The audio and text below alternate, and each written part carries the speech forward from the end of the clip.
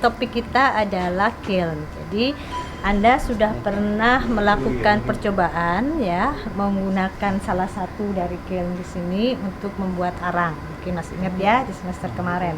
Nah, ini ada berbagai macam kiln di sini, dari yang tipe drum di sini ya bisa Anda lihat, sampai dengan yang tipe venturi di situ. Ya, ini ada 2 venturi di situ dan di sini yang lainnya drum. Semua kiln ini didesain berdasarkan secara khusus berdasarkan bahan baku yang akan diolah ya, akan diarangkan. Nah, ini contohnya adalah ini digunakan untuk batok kelapa dan kayu. Ini untuk duren, untuk kulit duren ya, bukan durennya nih, untuk kulit duren. Ini untuk serbuk gergaji, sekam, tapi juga bisa kita gunakan untuk batok kelapa. Ini untuk sekam, ya, ini merupakan kiln yang dipesan oleh UNDP ya, untuk program PBB. Nah, kemudian ini untuk batok kelapa, ini sebenarnya karya dari Mbak siapa namanya? Mbak Mukminah ya, yang apa tuh namanya itu, yang suka jadi juara LKIP apa ya. Nah, kemudian ini didesain khusus untuk batok kelapa. Ini sebenarnya ini sebuah terobosan karena kita membuat rancangan dengan model memanfaatkan efek venturi di situ, dimana dengan efek venturi itu berarti nanti udara yang kita gunakan untuk mensuplai kiln ini bisa lebih cepat. Harapannya adalah proses menjadi lebih efektif ya. Ini efek venturi yang kita gunakan supaya tujuannya untuk memeratakan. Masih Anda ingat mekanika fluida barangkali ya, kalau ada efek venturi itu berarti kita akan menyempit kemudian menyemburnya ini udara akan menjadi lebih merata dan lebih cepat ya, lebih deras gitu ya. Nah, itu dengan harapan bahwa hasilnya nanti proses akan lebih merata dan proses menjadi lebih cepat ya. Dan memang sudah terbukti ini, dan efisiensi kiln ini lebih tinggi dibandingkan dengan efisiensi kiln yang tipe drum seperti ini. Nah, ini ada Mbak Vika ini mencoba merancang dengan efek venturi kiln, tapi bukan untuk batok kelapa, tapi untuk cangkang sawit ya, untuk cangkang sawit, sehingga Anda bisa lihat di sini pinggangnya lebih kecil ya, pinggangnya lebih kecil, dan perbaikan desain. Nah, kalau Anda bisa lihat mungkin kembali ke yang hasilnya ini desain sebelumnya. Anda perhatikan desain sebelumnya ini tidak memperhitungkan bagaimana kita mengeluarkan ya untuk unloadingnya. Jadi ini masuk dari atas di sini, tapi kemudian unloadingnya pun harus keluar dari atas. Nah, yang di sini untuk desain yang ini Mbak Vika ini mencoba memperbaiki terutama yang di efek unloading di cara unloadingnya. Jadi unloadingnya sekarang ini tinggal ini dibuka bawahnya ya, dibuka alasnya, dibuka, maka akan turun ke bawah sini. Jadi kita tinggal mengambil di sini produknya gitu ya. Jadi perbaikan utama di sini adalah pada unloading. Nah, perbaikan yang lainnya adalah tentu saja penyesuaian dari sistem inlet udaranya.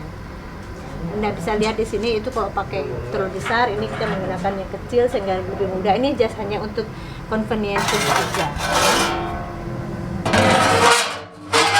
Sekarang kita lihat bagian-bagian dari kiln sambil mengingat-ingat saja sebenarnya ya. Mungkin masih ingat bahwa ada waktu Anda praktikum. Jadi ini bedanya apa kiln di sini dengan yang lainnya? Biasanya pada desain cerobong. Jadi cerobong itu ada yang dibuat pendek, ada yang dibuat kecil seperti ini misalnya ya. Ada yang dibuat besar, nanti tergantung dari desain masing-masing. Yang kedua juga dari tutup. Tutup itu ada yang didesain mendatar begini ya. Ada yang didesain seperti corong begini. Tentu semua ada tujuannya. Jadi kalau kita membuat seperti ini artinya berarti draft udara akan lebih mudah naik ya. Nah, Kalau kita buat yang seperti ini, mendatar, ini maksudnya adalah supaya kita bisa udara malah jangan terlalu lancar naik, tapi supaya dia terjadi turbulensi di dalam. Jadi kan kalau dia begini kan dia akan mentok, nggak langsung naik ya, jadi dia akan balik lagi. Nah, dengan adanya turbulensi udara panas di dalam, kita harapkan bahwa panas itu lebih tersimpan. Kalau panas lebih tersimpan kan pirolisis membutuhkan panas tadi ya. Jadi kalau lebih tersimpan mestinya sih gitu ya, dia menjadi lebih efektif. Itu poinnya ya. Nah, untuk Anda bisa lihat sekarang untuk pintu loadingnya, ada yang dari atas begini seperti ini kita buka. Tapi ada juga kita buat supaya lebih simple, ini seperti ini misalnya gitu ya. Ini supaya lebih gampang, tentu dengan resiko masing-masing ya. Kalau di sini berarti resikonya adalah akan terjadi kebocoran di sekitar mulut di sini. Nah, kalau kita buat seperti ini memang kelihatannya sih oke gitu kan, karena ini ada tutupnya begini, akan lebih rapat, tetapi berisiko bahwa letak cerobong tidak bisa kita taruh di tengah-tengah ya, sehingga letak cerobong apa istilahnya, dikorbankan ditaruh di pinggir. Nah, ditaruh di pinggir ini sebenarnya ada positifnya, ada negatifnya. Nah, positifnya adalah bahwa kita berharap aliran udara panas itu tidak langsung naik ke atas tapi balik dulu ke sana. Nah, negatifnya ya mungkin di daerah sebelah sini akan lebih dulu ya terjadi suhunya menjadi lebih panas dibandingkan di daerah sebelah sini. Jadi beresiko bahwa pengarangan tidak kurang merata, itu poinnya.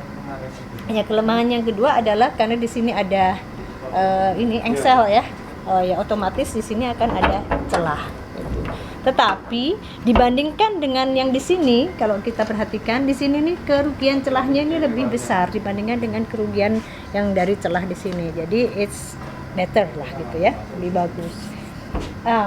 Ini Mbak Mukminah ini mencoba untuk meminimumkan caranya yang tadi itu.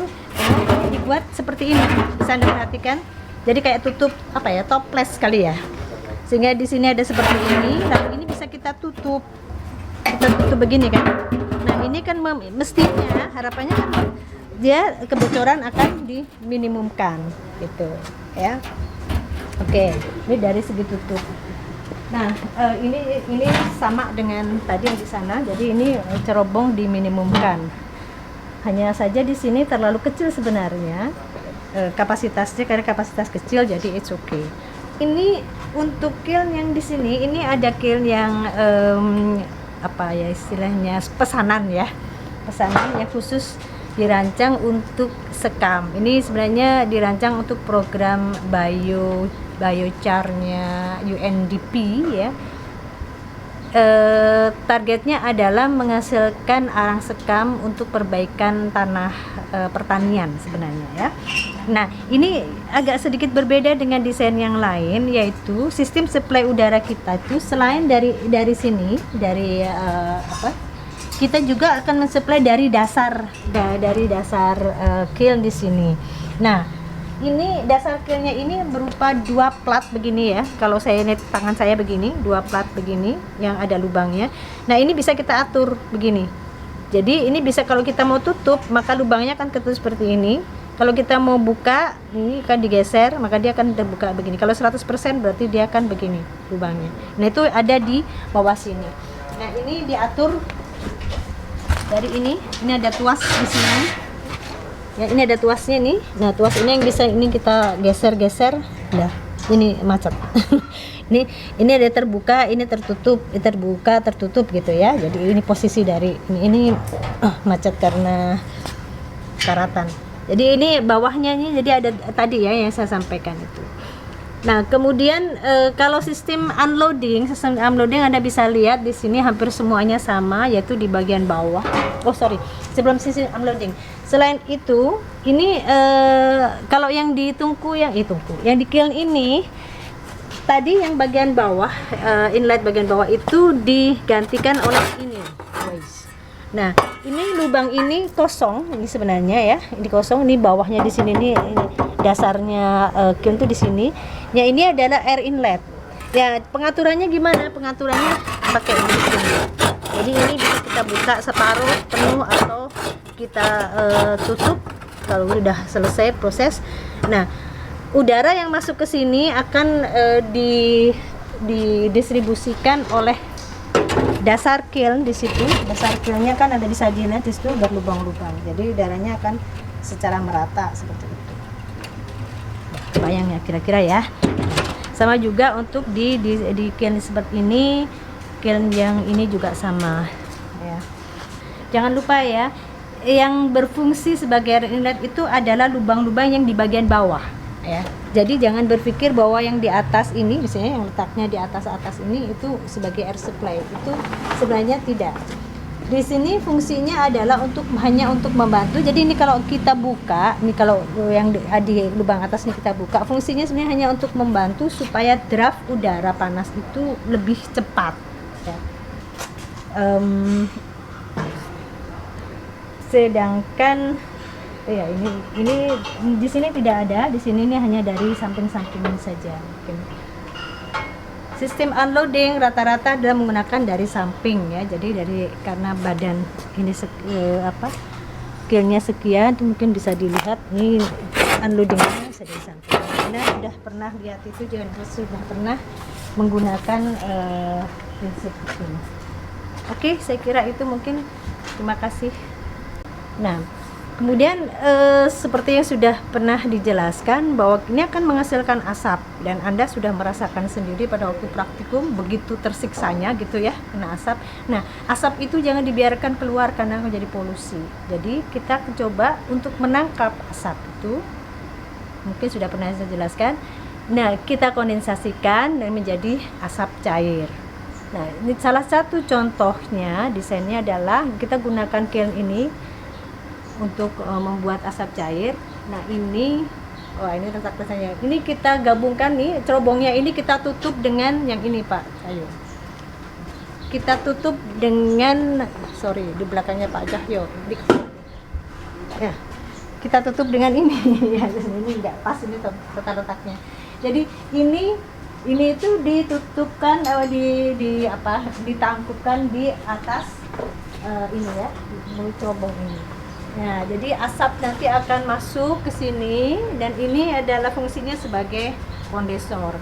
Kondensornya tidak menggunakan air, tapi hanya menggunakan aliran udara saja. Ya, ini cukup panjang. Kemudian nanti setelah didinginkan di sini, maka yang hasil terkondensasi akan kita tampung di bawah di sini. Ya, hasilnya adalah asap cair. Asap cairnya di sana nih. Nah, ini memang masih agak repot dalam merancangan, karena bagaimana kita membuat kondensor ini berfungsi dengan baik. Agak berlawanan, karena sebab kalau kita ingin kondensornya berfungsi dengan baik, kan berarti di sini nih harus secara pelan-pelan ya. Kalau mau dia terkondensasi dengan cepat, biasanya udara itu kita benturkan atau kita pelankan, karena ini menggunakan udara ya, pendinginnya kita pelankan selama lajunya, sehingga dia membutuhkan waktu yang cukup untuk terkondensasi. Nah, the problem adalah kalau ini pelan jalannya di sini, ini akan menghambat proses dari yang terjadi di kiln, proses pengarangan. Sehingga selama ini yang terjadi kalau kita memasang kondensor ini, maka sistem pengarangannya akan turun efisiensinya ya, dan menjadi lebih lama. Yang jelas waktunya menjadi lebih lama. Nah, itu memang di dalam teknologi ya mesti ada trade off-nya ya, mana yang kita inginkan. Jadi kalau Anda kira-kira saya mau memproduksi asap cairnya yang utama, ya berarti yang kita korbankan adalah proses pirolisis di pengarangannya. Nah, kalau pengarangannya yang utama, maka yang di sini yang dikorbankan. Jadi ini menjadi side produknya, gitu ya. Saya kira begitu. Ini mungkin mudah-mudahan cukup jelas. Kalau bagian-bagian kiln mungkin masih ingat ya. Ini kiln itu sebenarnya simple saja. Prinsipnya adalah Anda masukkan di dalam ruangan bahan tersebut, kita panaskan. Nah, panasnya kan tinggal dari luar atau dari dalam sistem. Kalau kiln udah pasti dari dalam sistem. Kita bakar sebagian, kemudian kita tutup saja. Ya, kita tunggu aja sampai dia menjadi arang. Prosesnya seperti itu. Oke, baik. Kalau ada yang lupa, coba Anda ingat-ingat lagi pada waktu praktikum kiln ya, membuat arang.